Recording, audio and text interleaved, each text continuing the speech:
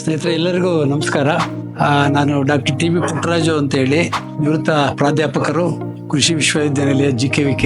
ಇವತ್ತು ನಾನು ನಿಮ್ಮ ಮುಂದೆ ಯಾಕೆ ಬಂದಿದ್ದೀನಿ ಅಂತ ನಿಮಗೆಲ್ಲ ಅನಿಸ್ತಾ ಇರ್ಬೋದು. ಈಗ ನಿಮ್ಗೆ ಗೊತ್ತಿರೋ ಹಾಗೆ ಈಗ ಮಳೆ ಸ್ಟಾರ್ಟ್ ಆಗಿದೆ, ಜೂನ್ ಜುಲೈ. ಇಲ್ಲಿ ಯಾವುದೇ ಗಿಡ ನೆಡೋದಕ್ಕೆ ಇದು ಬಹಳ ಮುಖ್ಯವಾದಂಥ ಕಾಲ. ಇಂಥ ಸಮಯದಲ್ಲಿ ಸಾಮಾನ್ಯವಾಗಿ ಏನು ಮಾಡ್ತಾರೆ, ನಮ್ಮ ಜನ ಎಲ್ಲ ಒಂದು ತೆಂಗು ಹಾಕೋದಕ್ಕೆ ಪ್ರಯತ್ನ ಪಟ್ಟಿರ್ತಾರೆ. ಈಗಾಗಲೇ ತೆಂಗು ಕೆಲವರು ನೆಟ್ಟಿದ್ದಾರೆ, ಕೆಲವರು ನೆಡ್ತಾ ಇದ್ದಾರೆ. ಇಲ್ಲಿ ಒಂದು ವಿಷಯ ತಾವು ಜ್ಞಾಪಕ ಇಟ್ಕೋಬೇಕಾಗುತ್ತೆ.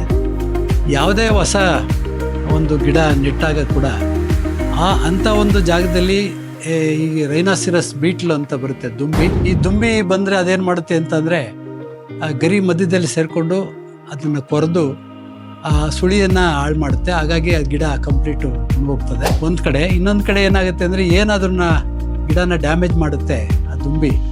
ಆ ಡ್ಯಾಮೇಜ್ ಮಾಡಿರೋ ಜಾಗದಲ್ಲಿ ರೋಗ ಎಂಟ್ರಿ ಆಗುತ್ತೆ. ಆ ರೋಗ ಏನು ಮಾಡುತ್ತೆ, ಕೊಳೆ ರೋಗ ಬಂದು ಕೂಡ ಅದು ಸಾಯೋವಂಥ ಸಂದರ್ಭ ಹೆಚ್ಚಾಗಿರುತ್ತೆ. ಇಂಥ ಸಂದರ್ಭದಲ್ಲಿ ಆ ದುಂಬಿಗಳನ್ನು ನಾವು ಕಂಟ್ರೋಲ್ ಮಾಡಬೇಕಾಗತ್ತೆ.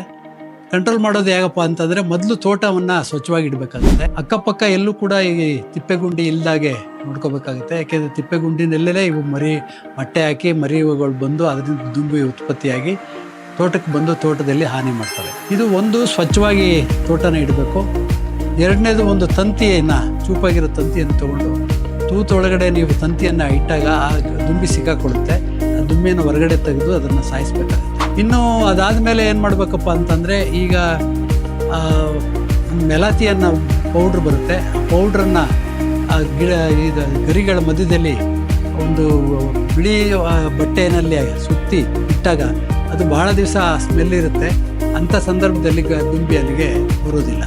ಇದು ಇನ್ನೊಂದು ಮೆಥಡ್. ಇನ್ನೊಂದೇನಂತ ಅಂದರೆ, ಬೆಳಿಗ್ಗೆ ಎದ್ದು ಸಾಧ್ಯವಾದರೆ ಎಲ್ಲ ಗಿಡಗಳನ್ನು ಕೂಡ ಒಂದು ಸೂಕ್ಷ್ಮವಾಗಿ ಪರಿಶೀಲನೆ ಮಾಡೋದು ಕೂಡ ಒಂದು ಉತ್ತಮವಾದಂಥ ಪದ್ಧತಿ.